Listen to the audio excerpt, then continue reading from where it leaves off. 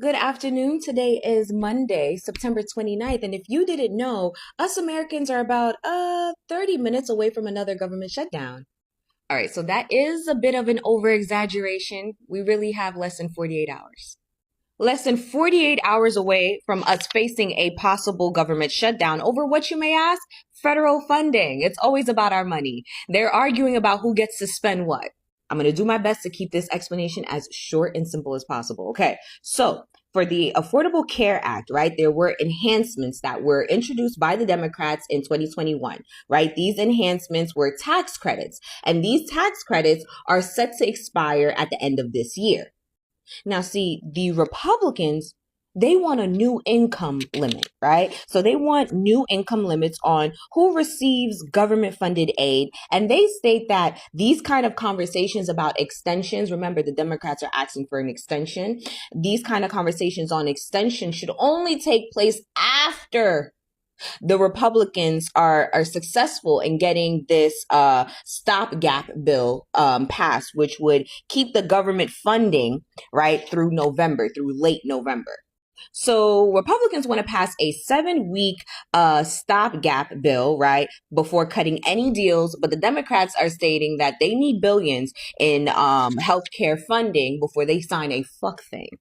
And now Trump is set to meet with the Democrats this afternoon in what he calls giving them the opportunity to commit common sense and vote in favor for the Republicans. If both parties are unable to come to an agreement, if they're unable to come to a resolution, we should all be expecting this government shutdown on Wednesday, 12 a.m. Okay? Wednesday. So like I said, we got less than 48 hours. So you have one political side that's literally arguing to hold the money up until the end of November before they decide who gets what. So just hold it while they figure out a better way to transfer it to the 1%. And then you have another side that's literally stating we need money for all of the healthcare funding that you guys have been cutting since the beginning of this year. And so until we get that, we're not signing shit. And now because they're arguing over our money, the money that you and I make possible for it to be allocated towards whatever needs in this government, right? Since they're fighting over our money, if there is in fact a government shutdown on Wednesday, which bill are we all collectively not paying anymore? That's what I want to fucking know. Because after this situation, you understand, with Jimmy and Jimmy Kimmel and his show, and everybody starting to realize that their power is in them being the consumer. It's them having the fucking dollar to spend. That's your power in capitalism. What bill are we not paying? What bill are we not paying? Because I'm about sick and tired of these motherfuckers over here arguing about the money that's coming out of my check, and it's not going towards me, my people, or the people overall. You have one group that's literally saying that we need money for healthcare, and another one that's saying no. Instead, we want you guys to sign this stop gap bill, which stops any type of government spending, and it will keep the money with us all the way up until late November. And then we can discuss, you understand, extensions and where the money goes. Are you fucking serious? So now if Wednesday come and there actually is a federal shutdown, I'm going to be honest with you. I don't think I'm paying my taxes. I don't think I'm paying my taxes. I'm literally trying to figure out what bill I'm not paying. I'm so dead ass. So like y'all let me know what bill are we not paying? What insurance? What is it? Is it a mortgage? Are we not doing federal taxes anymore? To be honest, I'm kind of leaning towards that because I'm tired of y'all playing with my money anyway. So y'all let me know. So the government might shut down on Tuesday, September 30th. And honestly, as a government employee, I'm to the point where it's just like, do it. You know? Like, do it. Like, at this point, how many continuing resolutions, how many scare tactic pranks, how many, we're going to make it painful. He just came out and said, we're going to make it the worst of the worst. We're going to make it painful for people. At this point, I'm calling your bluff. For real. Because a couple of months ago, you fired a lot of people and now you want them back. So at this point, I'm calling your bluff. Go ahead, shut it down. Shut it down. Give me a little vacation. Yes, it's upset not being able to get paid. But at the end of the day, you're not about to keep telling me like a ragtail doll. Okay? Shut it down. Thank you. So now you've just heard the news that the United States government is shutting down in the next 2 days from the date of me making this video. And if what's happening in America right now doesn't change, millions of people are going to have their lives completely ruined. Now, to put it simply that even a dog could understand, funding for government operations is set to expire in just 2 days. That is, unless Congress passes a continuing resolution or full appropriations. However, the US judiciary warns that it may not be able to actually sustain operations beyond the date if no funding deal is actually met. And unfortunately, emergency funds are already running out. And now because of this, OMB have actually asked federal agencies to prepare for mass layoffs, mass firings, and mass reductions. And this is in comparison to just temporary furloughs if no legislation is actually passed. Now, this is horrific for a number of reasons, one of which being obviously that this is going to be impacting millions of Americans at such a short notice. And of course, even military families are going to be impacted by this, as they too are going to be placed potentially on furlough at best. Even national parks are set to close once this government shutdown actually takes place. And what's even scarier is that depending how long this government shutdown actually is, critical programs such as Medicare or other welfare or healthcare programs will be affected as well. And all of this is happening within 2 days of you watching this video. As if a deal is not made between the Democrats and Republicans within Congress by the 30th of September, yeah, we're going to see what's going to happen.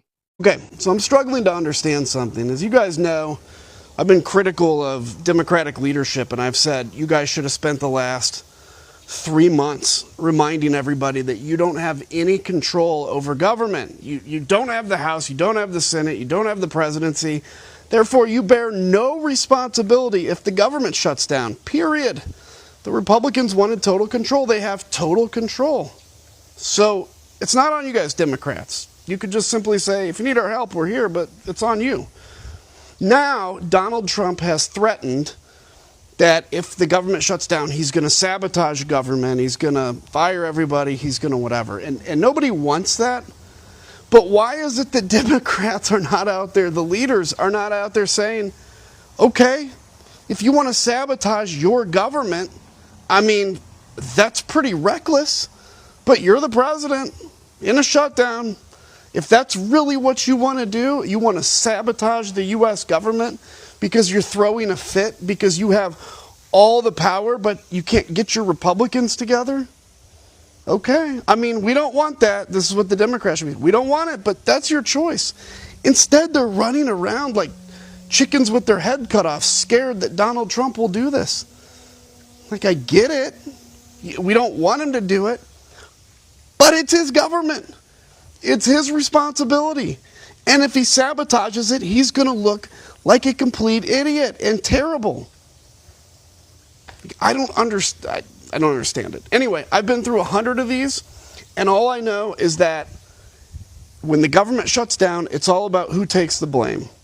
And right now, Democratic leadership, who has no power, is actually doing a terrible job of putting the blame where it belongs, which is the president and the Republicans.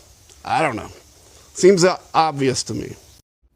Friend, pick up the phone. Okay, so the government shutdown that's looming over our heads is not a government shutdown. It's a Dollar Tree dictator shutdown. And it's because the Democrats want to revise the affordable health care that they are trying to cut out. You see, what's going to happen if this goes through is that there will be a 10% increase at the least of your health insurance premiums, no matter who you are, okay? 10%. There will also be cuts to federal funding for healthcare, okay? All of these cuts are strictly to help Argentina with billions of dollars to Argentina because they misused their healthcare system. We're bailing out countries. We're bailing out countries when our country is in shambles. And what they're going to try to do, what they are trying to do is make it seem like it's more than this, and it's not. This is simply because of healthcare. The Democrats are saying we're not budging, and to invoke fear into federal workers is insane. And at this point, the federal workers are like, I don't give a shit. Shut the shit down. The Democrats should not budge, and I hope they don't. That's all I have to say. Thanks. Bye. This is for any Democratic congressman out there with any balls or a spine. Shut it down. The government isn't functioning anyway. Everything we need is gone. $20 billion to Argentina? Who approved that? Who voted for that? How did Congress give up their Article 1 power? And Mike Johnson will not swear in the Congresswoman from Arizona? What, she might vote to release the Epstein files that Peter Thiel is now in? Steve Bannon? Elon Musk? Shut the fucking government down. It's not doing anything good for anybody anyway. It is a total disaster. We are the embarrassment of the world. Do your jobs and shut it down. Find your balls, find your spine, and shut it down. Donald Trump and the Republicans are threatening to shut down government because they rather take health care away from millions of people than keep the government open. Look, at the end of the month, the federal government runs out of money, and that means Congress needs to pass a new budget. But here's the thing. This budget fight is about saving health care for millions of people. Health insurance premiums are skyrocketing. Hospitals and clinics are closing. Cancer treatment for children is being canceled. Why? All because Republicans in Congress gutted health care like the Affordable Care Act and Medicaid. But rather than address this health care crisis, the Republicans just want to shut government down. It's amazing the lengths these Republicans will go to make sure that a visit to the doctor is even more expensive. Republicans need to get serious, restore health care, and avoid a government shutdown. I think when I say this, I speak for most people. Shut it down. Shut it the fuck down. Shut it down. Shut it down. Because this is just absurd that these people control everything. But yet here we are again, right? And we shall see if, these people have learned their lesson from the last debacle that they, did when it came to this, instead of letting them shut it down. But yeah, shut it down. We deserve a break. We, the people, deserve a break. I deserve a break. I deserve a vacation to just lay in bed for a week and do absolutely nothing. Not having to commute, nothing. Not having to use my brain, nothing. Not having to apologize about what's going on when people are contacting you, right? Having to say, I'm so sorry you're going through this. I don't think people understand how emotionally taxing this entire year has been on people. Like, I don't think people get it. But yeah, shut it down. Why is the government always about to have a shutdown over the fucking financial budget planning? I literally don't understand how this problem occurs every year. And then the funniest part is when they do the audit, there's always $30 billion or something unaccounted for. What is the purpose of doing the budget if every year y'all blow the fucking budget? And I know y'all are thinking about like, oh, the Republicans, like, I'm not even thinking about that. Because in my eyes, Democrats and Republicans are the same sides of the same coin, right? I'm thinking about my money, right? That money, because the government budget is our taxes. The government don't bring in no money. They not making no motherfucking coins. That's our money that we pay into the system every fucking year. But when I hear government budget, I'm thinking, where my say-so at, right? Y'all talking about y'all putting the budget together. I feel like I need to be overseeing the motherfucking money. Because not only can y'all not decide on the budget every year, y'all blow the fucking budget. Like, to me, it's so much deeper than planning the budget at this point. Keep sending all of our fucking money to Israel. You keep sending all our money to all these bullshit ass places, spending all our money on these initiatives that don't make any sense. Y'all keep working against the interests of the people. Why the fuck am I paying taxes? I'm being for real. I'm not. Tax season is coming again, Americans. And y'all gonna have to make some real choices. Some tough decisions. Because it's getting to a point. I don't think I could keep participating in the system. Fuck the budget. I'm trying to make sure y'all ain't got a fucking dollar to spend. I don't know if y'all know this or not, but the government may be about to shut down. So basically, the funding for the government expire here shortly. I think September 30th. So basically, what happens is the Senate has to have 60 votes to pass the budget.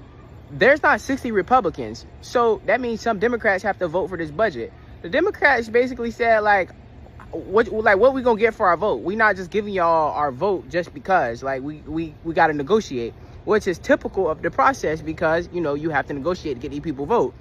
Trump said he ain't negotiating, just do it without the Democrats. Thing is, you can't do it without the Democrats because you need 60 votes. They don't got 60 votes. So now the White House and Trump them saying that, oh, well, if the government shut down, we're just going to fire a whole bunch of federal workers, and they're instructing their agencies to create a mass firing plan. This is because the Republicans don't want to negotiate the budget, which they should do because they need Democrats to pass it.